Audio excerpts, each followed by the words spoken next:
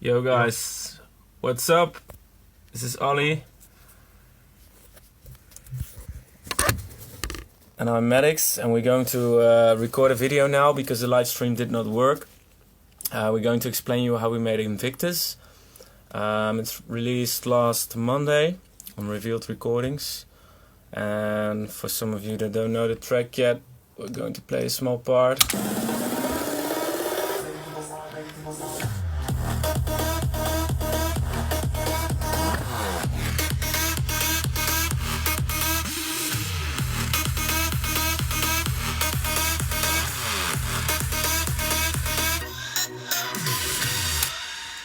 Okay, so first of all, Olly is going to explain how did we start the collab.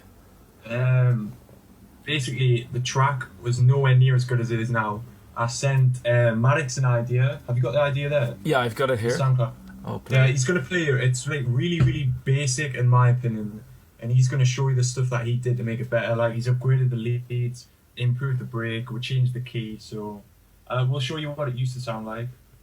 Yeah, but I love the idea. That's why we started to collab. Yeah. So it's still a good idea.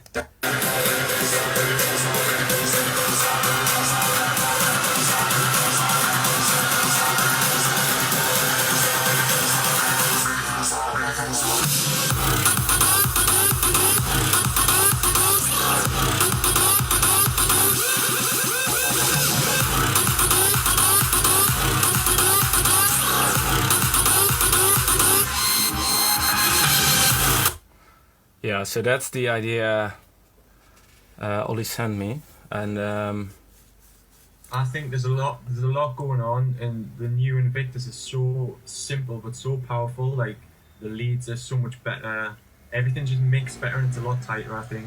So yeah, I think explain the leads first, maybe. Yeah, I'm going to explain the leads because he sent me stems, and I used some of the stems, but some I replaced. So let's see.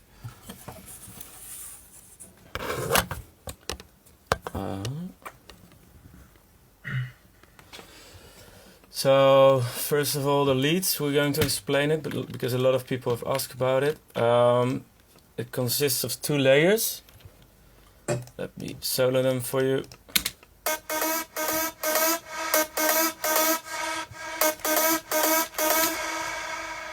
The main thing I love that Olly used it in his track, like this small pitch bend, and it makes the characteristic from this for this track. So the leads, I recently bought Nexus, and it's a Nexus presets, but they are processed heavily because when I turn them off, it sounds like shit. So this is lead 1 without any effects.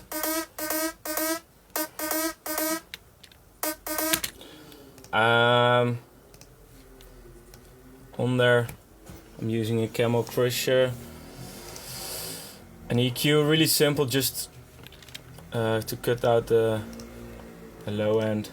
And I'm not sure if you guys can see this plugin, Dimension Expander. It's a free plugin from Xfer. It's like a really small delay reverb kind of sound. So if you turn it,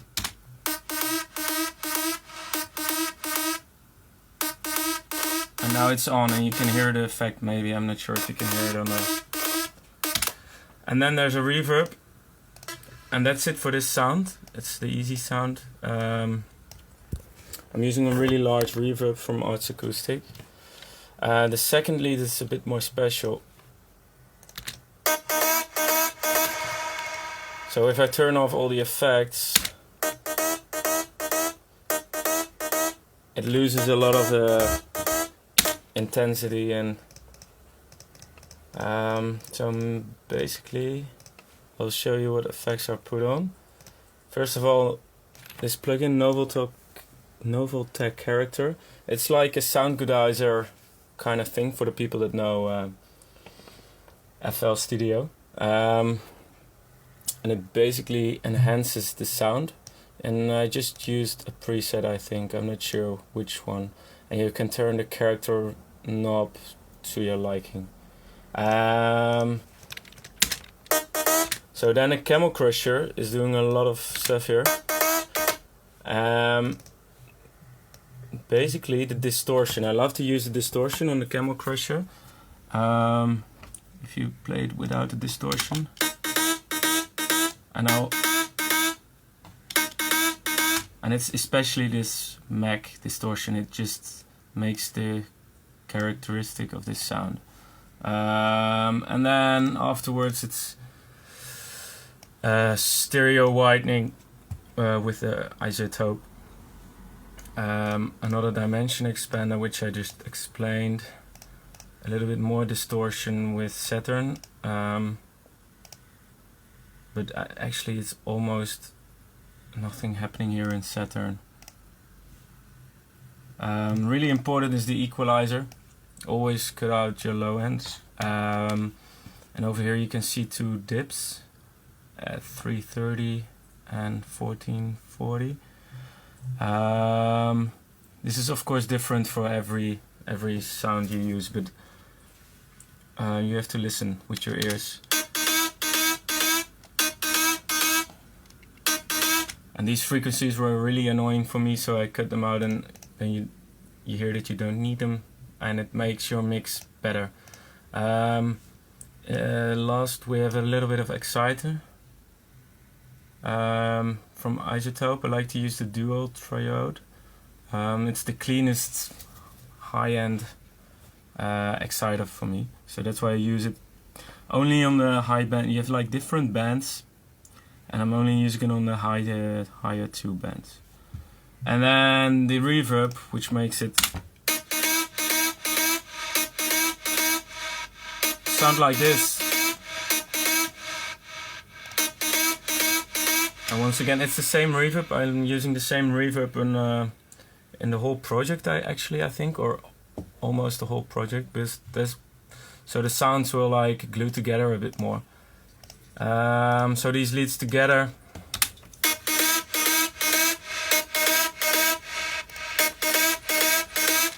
And we have a small lead bus over here. They both go there, and over there is just another small EQ, so you can EQ them both together. There's an OTT. Actually, to be honest, I'm not using it that much, and I'm not really knowing exactly how it works, but I just put it on there and turned this depth knob, and it sounded a little better, so that's why it's on here. And then the sidechain. I'm doing sidechain with LFO tool.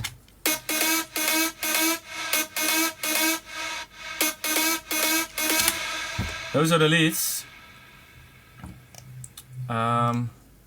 Ollie, what shall we do? What shall we explain next? Did you do anything with the perks underneath?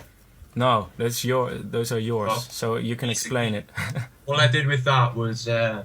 Wait, shall I play the perks for them first? Yeah. I don't think they EQ'd very well.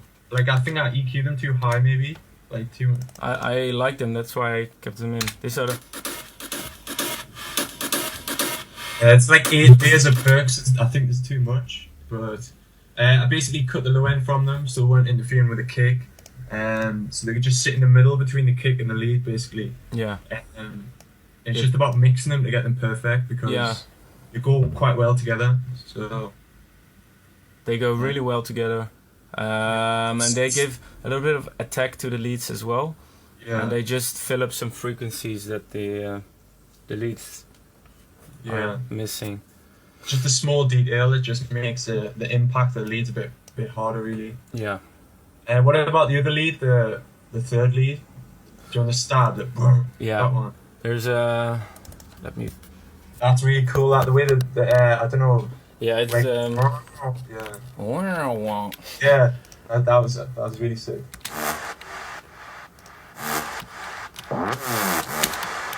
Yeah, that. Yeah, so that's just a pitch bend. It's a really simple MIDI pattern. The synth without any effects sounds like this. So it's a really wide, ravey kind of sound. and I put some effects on, but the main key thing of this is the pitch bend you see over here, and it pitches up and then down immediately. And this one is the filter automating, because the other leads are still going on there, so you don't need the full sound. And it was kind of difficult to mix these like sounding good, so here you see this is the first EQ and this is the second EQ, and especially this one, like these low frequencies were in the way of the rest of like the kick bass line and all the leads and stuff. So it was kind of searching for the right frequencies to cut out, and it still has enough impact, but it is not in the way of the track that much. Let me check. There's this other growl. That's just a sample. Nothing special happening. And then I think a lot of people ask about a kick drum. So we're going to explain that. It's a homemade like sub kick. The kick drum is labeled kick D sharp. I'm not sure where it's from. As you can hear, it's just a kick with a lot of low end, but it's lacking this like the sub bass frequency. So what I did is I added the bass line, this one, and together they sound like a sub kick. So the bass line is actually this really shitty sound. And with an EQ, as you can see here, don't be afraid to EQ your stuff. I'm boosting EQ it really low, isn't it? Like it's really low, the sub kick, the bass. Yeah, but that's in the, like the real sub is coming out of the kick sample. Oh right, yeah. And then that's why I cut it here at 65 hertz. It's just a steep cut, and you can see it. You see, I'm cutting off the lowest, the root note, and then the second note is only going through. And I boosted it with like 8 decibels. Yeah, it still sounds good, so why not? I'm boosting the first harmonic and the second harmonic. Otherwise it sounds like this. And then it's a little bit of distortion and another EQ just to fine tune it and cut out even more of the low end. And that with the kick makes the sub kick. And of course it's sidechained. That's really important. And right after the punch of the kick is gone, it starts coming up, so it glues together really well. And then there's another kick layer.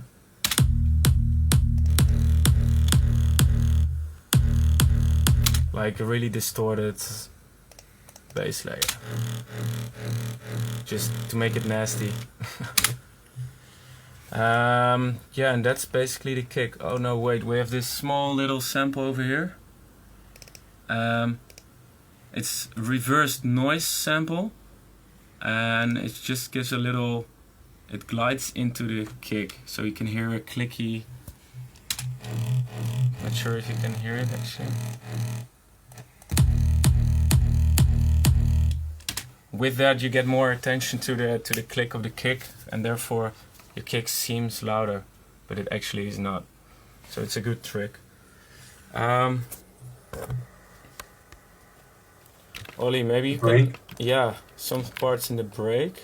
We can show the original break melody and then show yours because you changed it. Yeah, and I want to ask how you did the vocals, because what's the build up? Yeah, this one. Oh, I think, that's just a loop from Splice. Pretty sure, yeah. It came like that with that melody. Okay. But it's really cool. Yeah, that's it. I was trying to think that I can't remember, but I'm sure it was from Spice.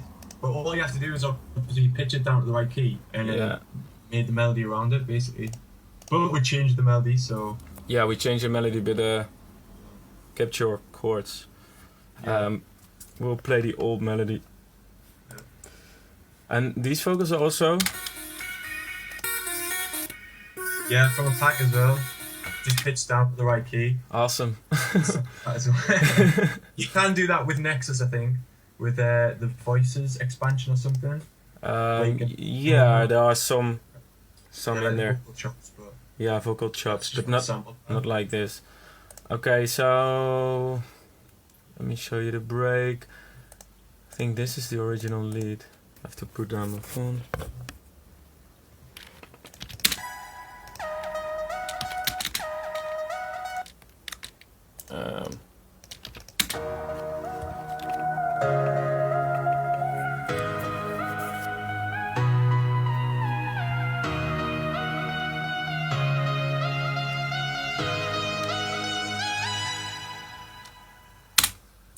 So that was the original melody. Actually, it's quite good. I like it, but I'm not sure why I changed it. I like the new one though. I think it's cool. Okay. So, the chords are still the same. I just layered some more on top.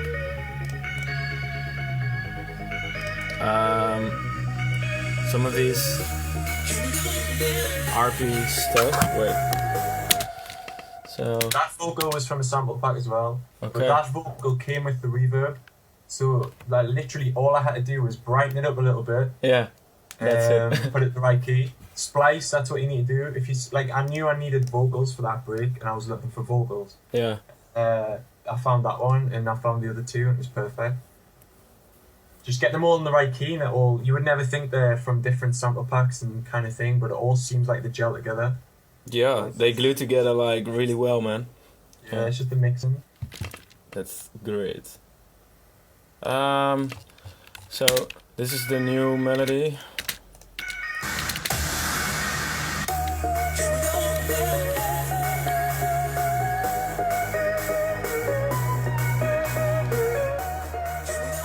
So I also kept all Olly's FX and some more stuff, like some break saws.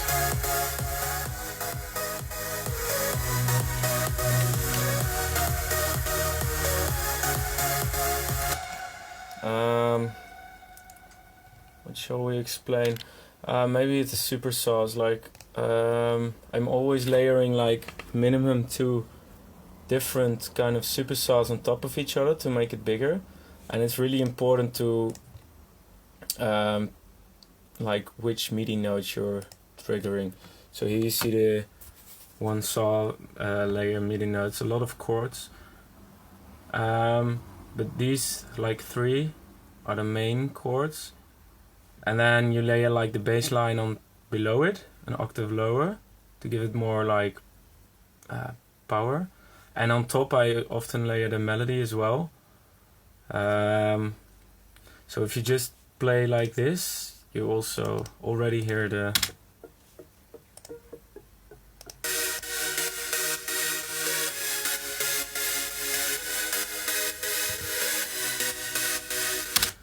And then there's another layer with a little bit different super saws. And this one has a piano layered in it as well. It's from Nexus, a little bit of a pianoing sound. And then it's just the leads and the bass.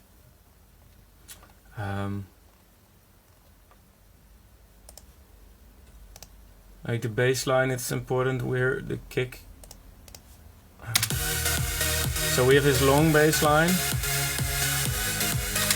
the long notes going on, with only the really low frequencies. And on top of that is a mid bass. And as you can see here, this is the only effect on there, just an EQ, but it's the low end is cut it off. And some of the high end to give like space for the super saws, because super saws are often really noisy.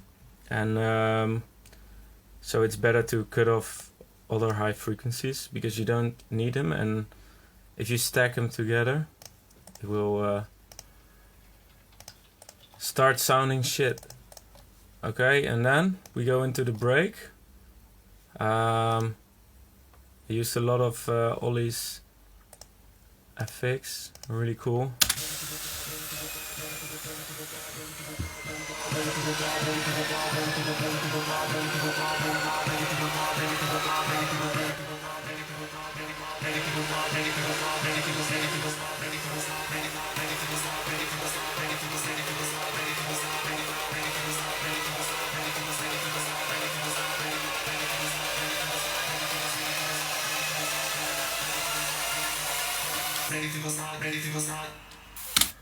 So, really great layers. I don't know. Can you explain something about that or not? About the build-up. Yeah, like all these noise layers. What I normally do is I always use risers from a sample pack, but I also use risers from Silent. Yeah. New Hardwell sample Silent bank. You can put one note in the piano roll, Yeah. and it automatically rises some of the effects. I always use the same ones, but I kind of try to vary them, or it always sounds the same build-up. Same with snares. It's just one layer of. But did you add your own build-up snares? Yeah, I added my snare. They sound a bit harder than what I used to have. Like. Yeah. But I used a lot of your effects. Like they're great, and they were already like hyping the track so much. Also, crowd noise. Yeah. In all my tracks, I use crowd noise. Yeah. Especially in the build-ups, like it'll just fill up if you feel it's a little bit empty. Crowd noise will just fill it up, and a lot of white noise as well. Yeah. And obviously the risers come in. Cool. Did you EQ the snares or not? No, I They can. sound really like punchy. Let me check. Where are the snares?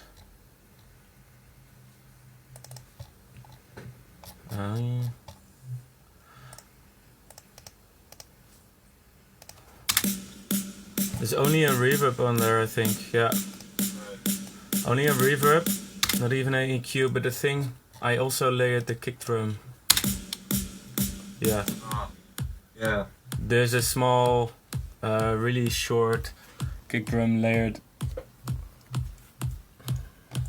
with a snare, and that's why I think that's why it's a bit more punchy than usual. Yeah. Yeah, I think that's basically it now. What we can explain about the track. If you've got any questions, just tweet us and we'll answer them. Yeah. So because the Facebook live stream wasn't working on both our phones, it did not work. Unfortunately, so that's why we're recording this video now and want to ask you to tweet your questions or drop questions below this video. That's fine as well, and we can answer them on the Facebook page. And maybe we can even like show you some more things in the project file if you really want to know. We can explain it a little, that kind of stuff. So, should we stop it? Yeah. Yeah. Okay, guys. Thanks for watching, and drop your questions, and we'll see you next time. Bye.